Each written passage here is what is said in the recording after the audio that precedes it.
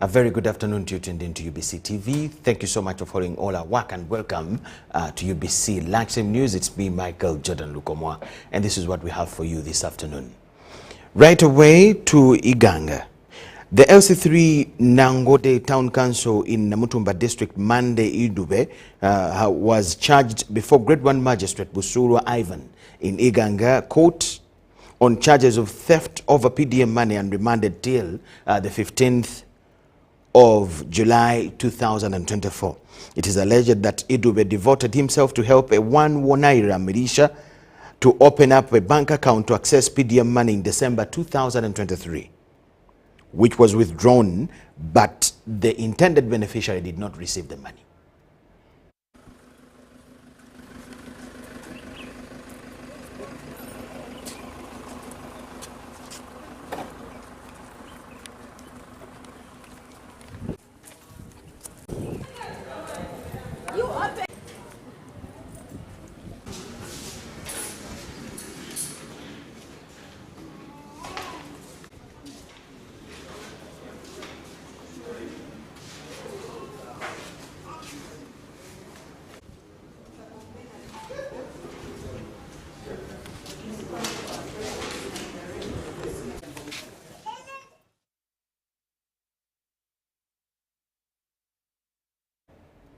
UBC Lunchtime News. We shall have the detailed story in our subsequent bulletins. Moving on, property worth millions was lost at Busia Border Primary School in Busia Municipality, Busia District, following a fire that gutted the school premises. Dominic Maloba, the head teacher at Busia Seed Secondary School in the same compound, explained that apart from property, no death or injuries were registered among the pupils.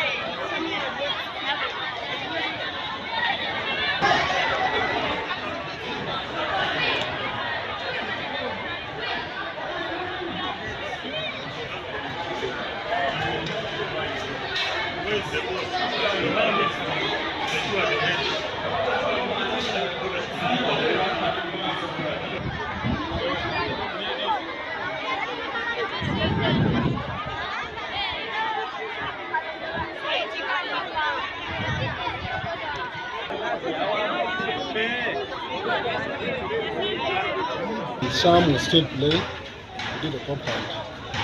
That's when I received the news, because I had also moved out for lunch. I got information, got a phone call that one of the dormitories had caught fire. I rushed back. On reaching school, I discovered the fire had already been put out. But the teachers were there, and the fire brigade had also come on the ground. And actually, as a result, Busia has lost the right to host the national primary school sports. It was supposed to be held here from the 7th to 19th of July, because the organizers are not sure of the security situation. And this one is a loss to the community, and eventually we must have a conversation on why this is happening.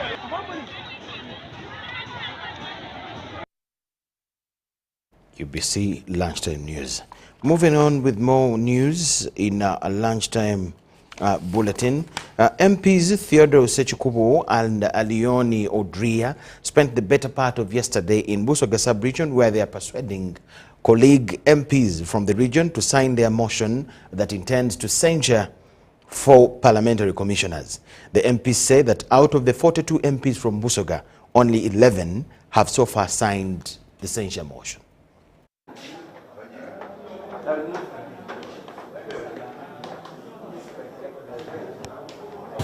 We chose to come to Jinja. We chose to come to Jinja because we know there are 42 members of parliament from Busoga region, from the kingdom of Chabaziga, and we noted that only 11 of members of parliament had signed. Less than 10 votes to make 177. Where are they? Please call upon your area members to come and sign their signatures. We are not against them, but we are calling for them to append signatures. We have this matter be put on the order paper. We discuss it. The 4 commissioners should come and defend themselves whether they stole or not.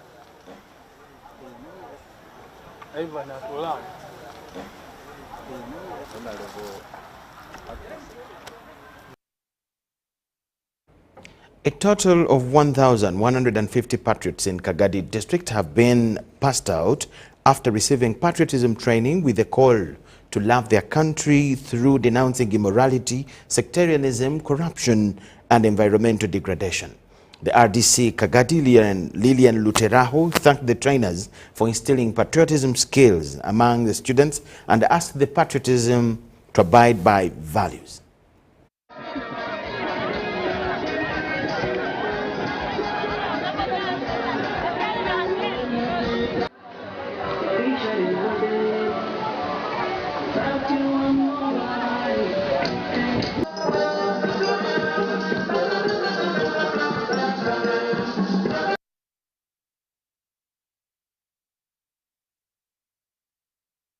Whatever you are doing, if you have that kind of love, it means you are going to grow as a Ugandan, and a very good Ugandan, a citizen of Uganda.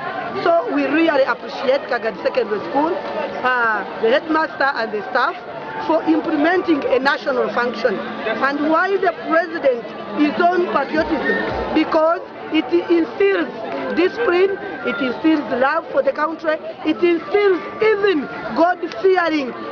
That fearing, God-fearing in runners. And a lot of things ranging from how to protect the environment and how to live together, love one another, love themselves, love their country, love their body, their spirit and mind, and work hard to make sure that there is socio-economic transformation in this country.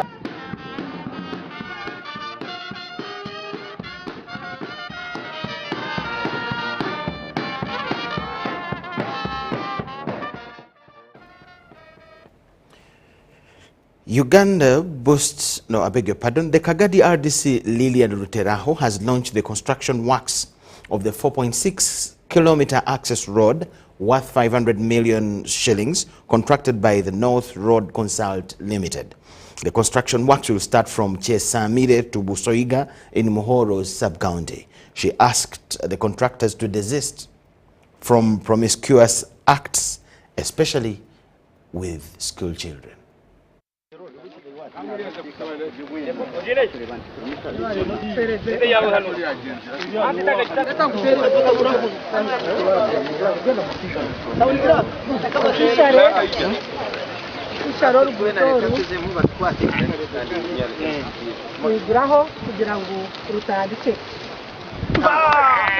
going to rehabilitate Chesamire to Busoiga Community Access Road, approximately 4.6 kilometers. It will be done to a standard of a district class 3 road with a width of 5.4 carriageway plus shoulders. Must avoid interfering in people's homes, because I know in some other areas you find people coming to work on the road.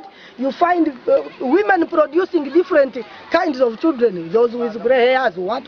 So please. Habwire bundi tugura hati ibintu bitakazokagaho tubirozirira wakabira twafuna umuhanda yakurakurana izire ekichori waire. We thank you so much for watching. Let's take a short break. Please don't miss what we have on return.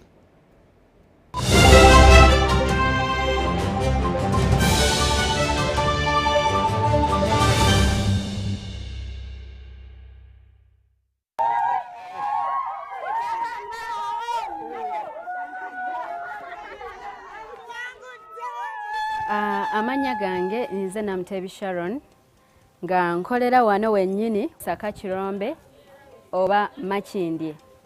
Empangula gye nawanguddemu ssente mbadde nga nkozesa mobile money nga nsindika school fees w'omwana ku ssomero okutegeera nti mpangudde nze mutima neegambye nti kambalinde bamale okujja ndyoke nzikirize nti mpangudde.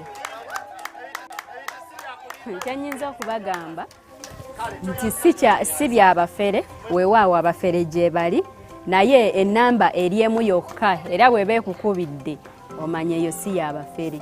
Mpulira bulungi nnyo nnyo nnyo era ndi musanyufu nnyo. Naye MTN mobile money mbebaza nnyo mwebale nnyo mwebalire. Together we're unstoppable. What is a dream? What does it mean to you? To her? To them? It's time we dare to dream anew. Dream bigger, better, bolder. Let's dare to dream of tomorrow, today, of someday, of the hope that comes with change, of a change that transforms lives. That glimmer in your eyes, the prospect of maybe, of all the hopes that we carry. It's the promise of enjoyments, co-enjoyments for you and your mates. A dream keeps us going. It's the one thing that drives us, inspires us, motivates us. One goal, one hope, one dream. With the Uganda National Lottery, your dream can become a reality. Bigger is here. What's your one thing? Hi, my name is Rachel Nduhuchiri and I am a Ugandan actress and the winner of the Africa Monologue Challenge 2023. Now, thanks to your immense support, the Africa Monologue Challenge Season 2 is coming to Uganda between July 25th and August 20th. Africa Monologue Challenge is looking for passionate Ugandan storytellers to take part in a Pan-African short film that will showcase Uganda to the rest of the world. To be a part of this, all you have to do is weave a captivating narrative that captures Uganda's cultural heritage while fostering connections between 10 diverse individuals from 10 African countries. This short film will be shared to over 50 film festivals. Now, to find information on the AMC 2024 finalists, visit www.africamonologue.com. Please submit your short script, which should be 10 pages for a short film between 10 to 15 minutes, to africamonologue@gmail.com before 30th June 2024. Now, let's talk about rewards. The selected script will have the writer's full name in the end credits. You will get a chance to collaborate with amazing filmmakers from all over the world. You will get a small token for your creativity and you remain with full ownership of your script. Let's work together to create a Pan-African film that will echo African stories throughout the world.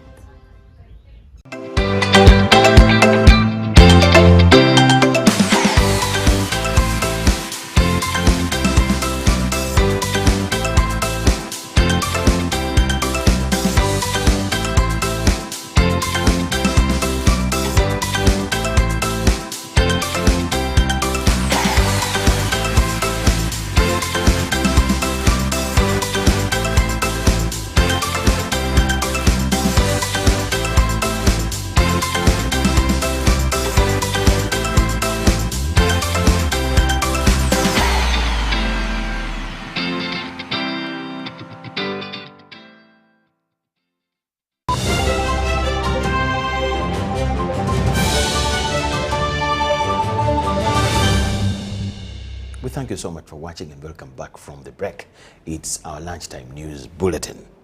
Uganda boasts of a robust road network essential for its economy and daily life, encompassing national, district, urban and community access roads.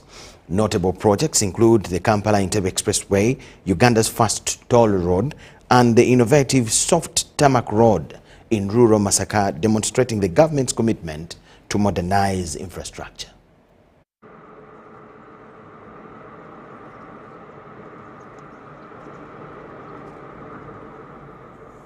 Breathtaking landscapes, vibrant culture, and a robust road network define Uganda.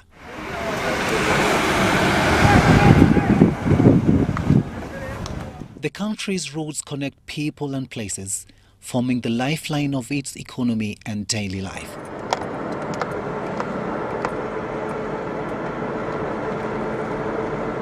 Uganda's road network comprises national roads, district roads, urban roads, and community access roads. Each category plays a crucial role in ensuring mobility and easy access across the country.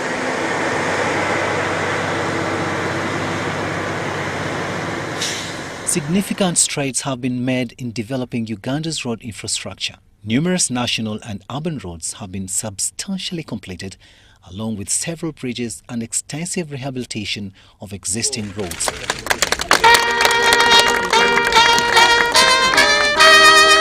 Districts, urban and community access roads have also seen substantial improvement. Bridges, including cable footbridges, have been constructed, and many urban roads have been upgraded to bituminous standards.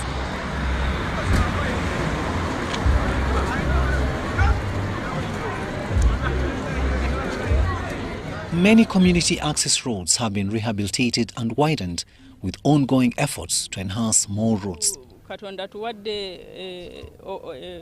Peaceful times to do construction of Weziti. The number of tarmac roads in Uganda has increased significantly over time.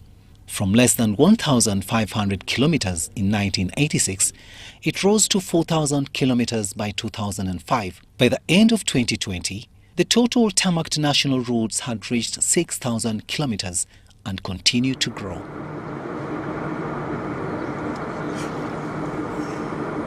The Kampala-Entebbe Expressway, Uganda's first ever toll road, opened to traffic in June 2018.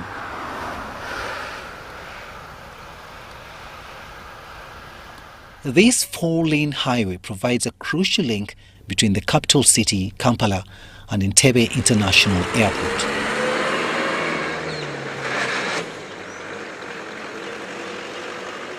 The stretch between Jinja and Kampala is one of the busiest and most congested roads in Uganda.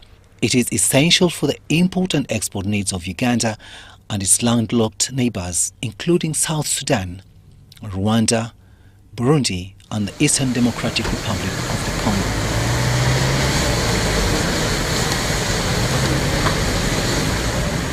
In an innovative move, Uganda constructed its first ever soft tarmac road in rural Masaka, connecting Bisanje to Gulama villages.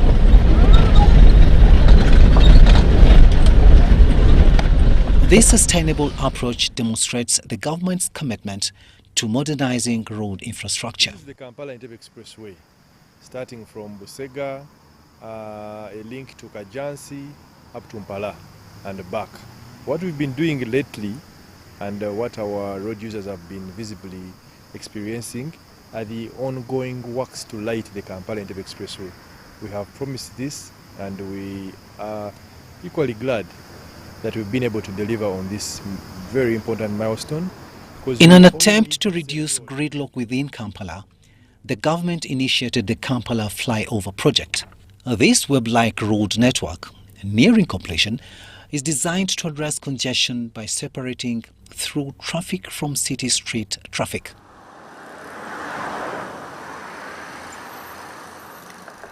The project includes flyovers at the Clock Tower and Kitgum House, the widening of Nsambya Road and Mukwana Road, and improvements to interfacing roads and junctions. Stretching over 3.5 kilometers, it aims to decongest the city and reduce travel times. The underpass, and cyclists are not allowed to use the underpass. That is how safe the tunnel is. Wano kusawa ya Queen waliwo jamedda ng'oleta kasitoma n'omalawo essaawa 2 naye kati ojja n'oyitawo obuyisi era n'abasirikale bali batukwatirako nnyo naye kati ekkubo lyatereera tuyitawo obuyisi. Newly built roads under the Uganda Support to Municipal Infrastructure Development Program aim to boost production activities, enabling beneficiaries to earn money for their families.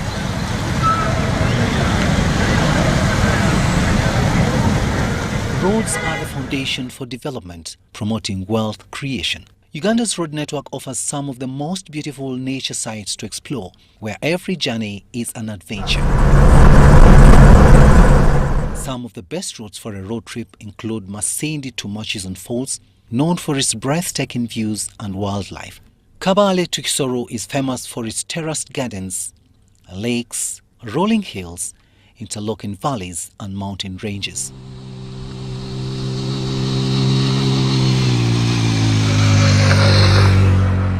Soroti to Moroto, a newly tarmacked road, offers views of lush grasslands and Karimojong communities. Mbale to Kapchora Road features fertile lands and the beautiful Sipi Falls. The Kampala-Entebbe Expressway leads to Entebbe Municipality, Uganda's international gateway.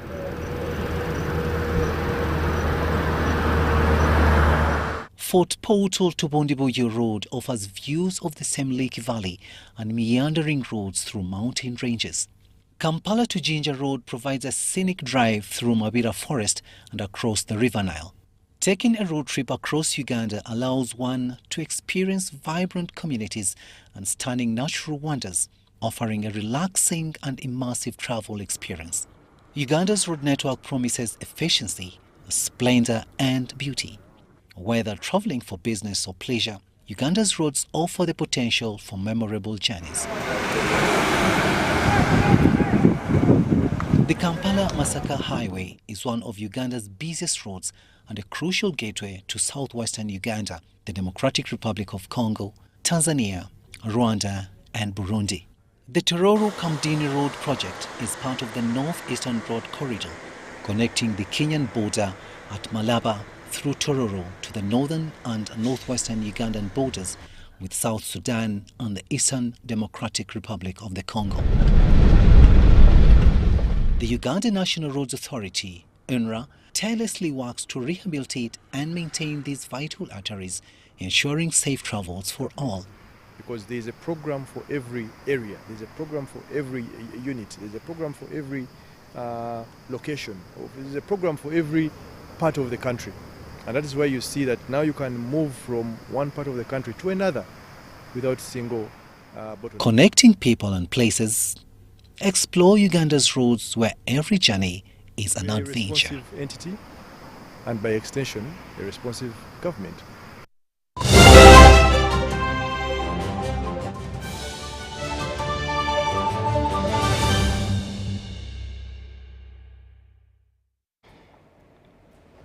Thank you so much for watching. On the international scene, South Africans have given mixed reactions to Sunday's announcement of the nation's 7th administration by President Cyril Ramaphosa, who included former opposition leader John Steenhuisen in the new government coalition. To the executive. South African President Cyril Ramaphosa has announced his new coalition cabinet, including a job for the leader of what was the largest opposition party, the Democratic Alliance. The Minister of Agriculture is John Steenhuisen. Hello, how are you doing? Ramaphosa's African National Congress was forced to join with rival parties to stay in power after losing its parliamentary majority for the first time in 3 decades in a May 29th election. And Sunday's announcement has followed weeks of protracted and at times acrimonious negotiations. Political analyst and former South African diplomat Melanie Verwoerd said what had emerged was a major shake-up with very few of the old faces still in there. John Steenhuisen in agriculture, you know, I don't know what he knows about agriculture apart from that you buy chickens in supermarkets. But I do understand why the DA fought for that. I think it's because they want to get some of the Freedom Front voters. That's one of the few growth points still for the DA. Freedom Front is a smaller party with its base in white Afrikaans-speaking voters.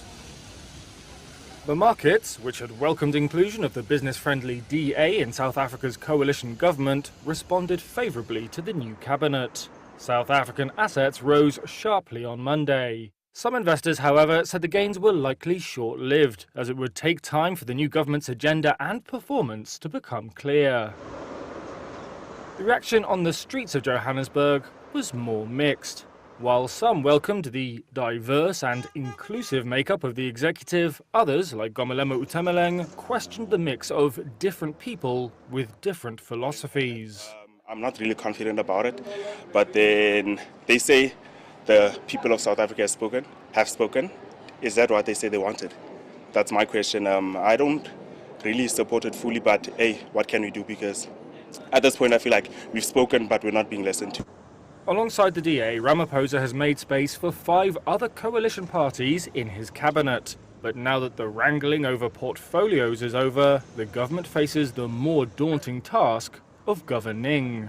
That's in the face of a struggling economy, crumbling roads and power stations, and high unemployment. Whether the coalition of former enemies can improve on the ANC's record may depend, analysts have said, on the extent to which they can set aside their ideological differences.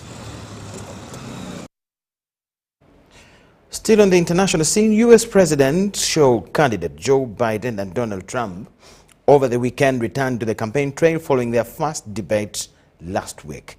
The two are scheduled to meet again on September 10th in another debate to be hosted by the ABC News. Donald Trump and Joe Biden were back on the campaign trail after last week's first debate, with Biden looking to reassure supporters that he's ready for a second term following an at times halting debate performance. I give you my word as a Biden, I would not be running again if I didn't believe with all my heart and soul I can do this job. Because quite frankly, the stakes are too high.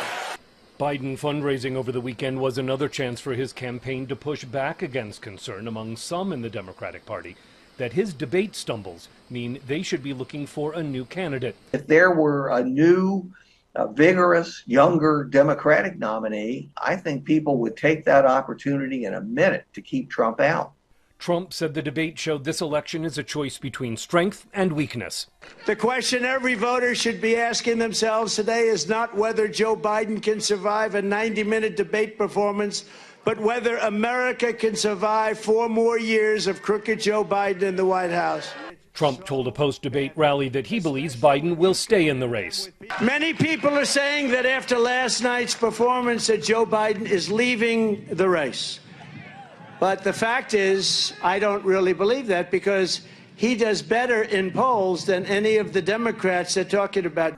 Among the Democrats who some in their party are talking about possibly replacing Biden are his running mate, Vice President Kamala Harris, Governor of the key swing state of Michigan, Gretchen Whitmer, California Governor Gavin Newsom, Kentucky Governor Andy Beshear, and Illinois Governor J.B. Pritzker.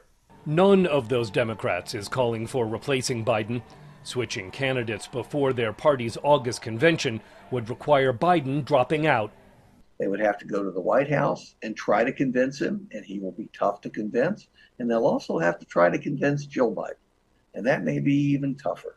The First Lady told a post-debate rally that her husband showed he's America's best choice. What you saw last night on the debate stage was Joe Biden, a president with integrity and character, who told the truth. And Donald Trump told lie after lie after lie. Early post-debate polling by CBS News shows most Democrats believe Biden should still be their nominee. It's the political parties' conventions that will have greater impacts with voters than debates, says Marquette University political science professor Julia Azari. The sort of state-of-the-art research in political science about what sorts of events seem to drive vote intent and become increasingly sort of predictive of how people will vote in November. The conventions matter, but debates don't. The Biden campaign held a post-debate conference call with Democratic National Committee members about the coming convention. Some committee members on the call told the Associated Press that it was an overly rosy assessment of Biden's path to re-election and largely ignored criticism of his debate performance. Scott Stearns, VOA News. That is all we had for you this afternoon. Thank you so much for watching. Let's catch up in the evening with our other bulletins. Bye-bye.